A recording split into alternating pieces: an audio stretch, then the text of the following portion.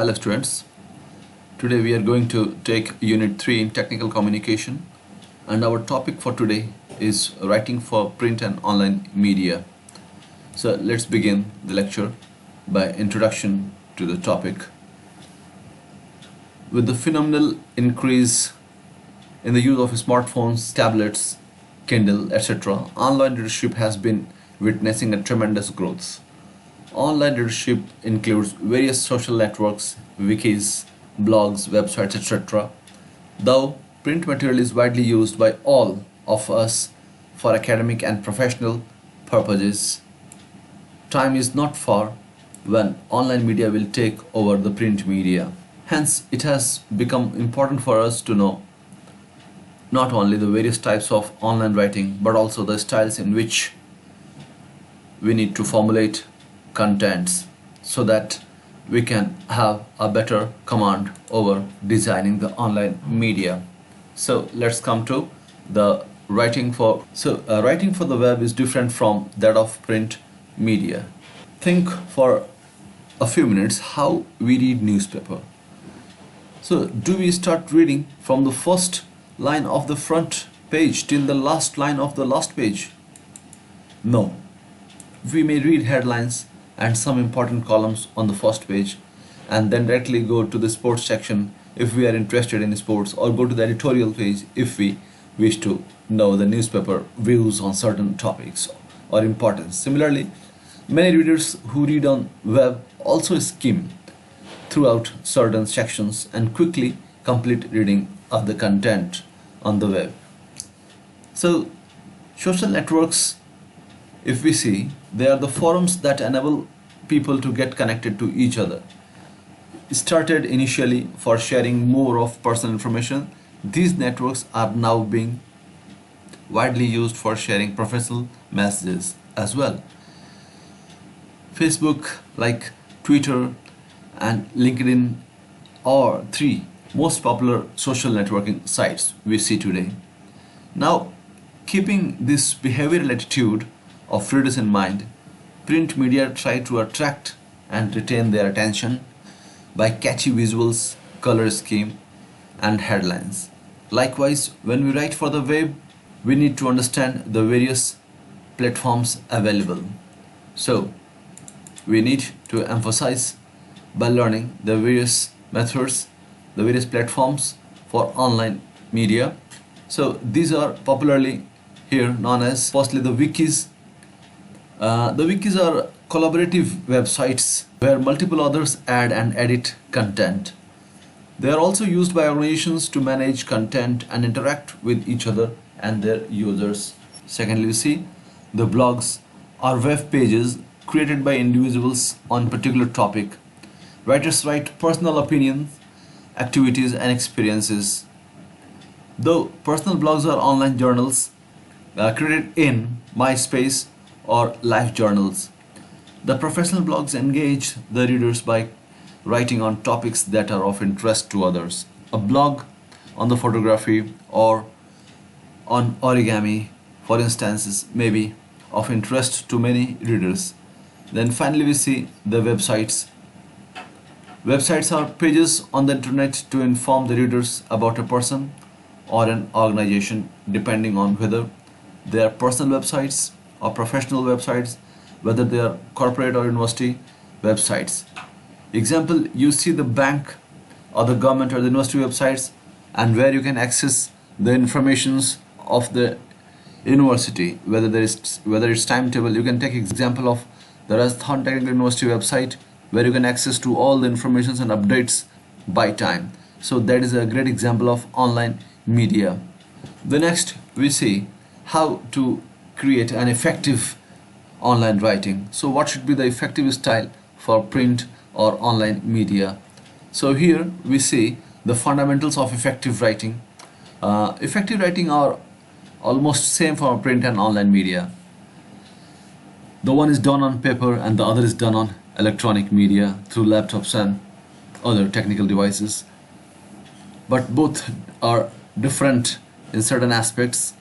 We should get the important point right away with spending too many words on the introduction Also be friendly in tone and speak directly using active voice. We shouldn't use passive much, because if the readers don't find the required information, soon they will scroll down or move to some other sites.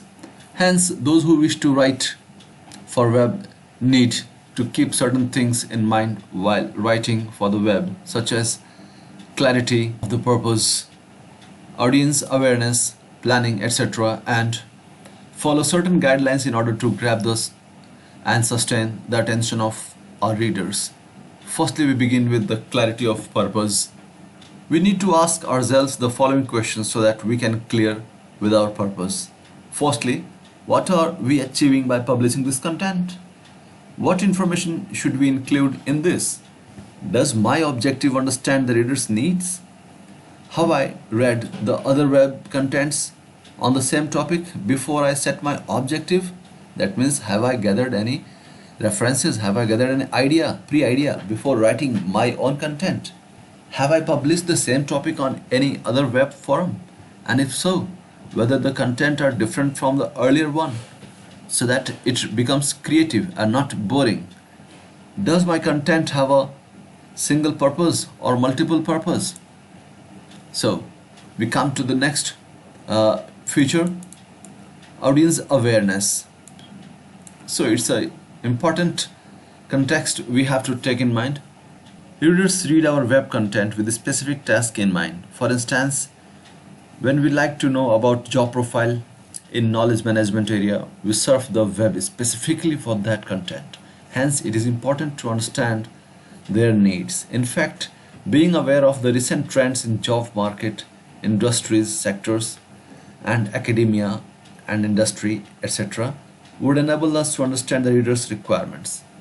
To get increased readership for our web content, it is not only important to write what we know about, but also what readers want to know.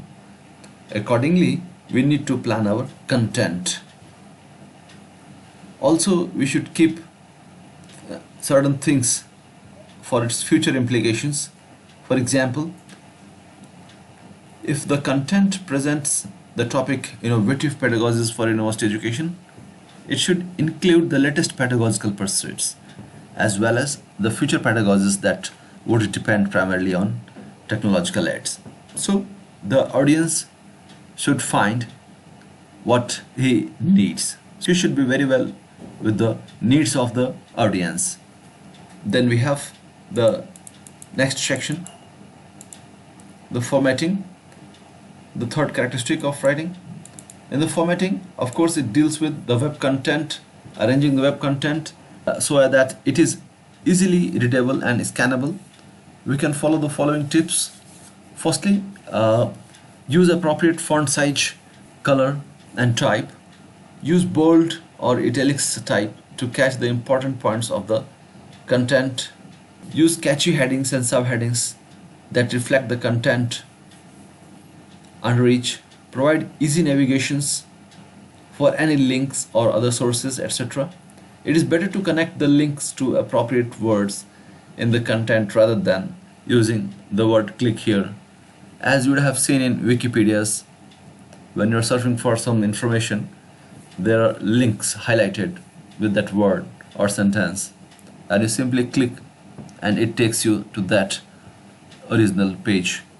Then bullet lists may be helpful in grabbing the attention because it highlights and it's attractive. Use videos, photos, and other multimedia aids to enriching the text and making it more interesting. Then, after the 3 steps, the proofreading considers that our web content should be free from typos, that is, any typing mistakes or incorrect spelling and grammatical errors. Such lapses would put the readers off and keep them away from using any of our web writing. We proofread our print content and the web content too. Carefully edited, revised, and proofread content would have better chances of getting more readership. So the last part we have in the features is linguistic, that deals with the technique of language. Although it is essential to retain the correct order of words to achieve desired emphasis as well as grammatical accuracy, Variety can be added to the writing by altering the sentence types effectively. Other key factors to be remembered by the writer are a correct mix of active and passive voice, but not too much passive, and avoiding ambiguity. So this is how we complete the understanding of online print media. Thank you.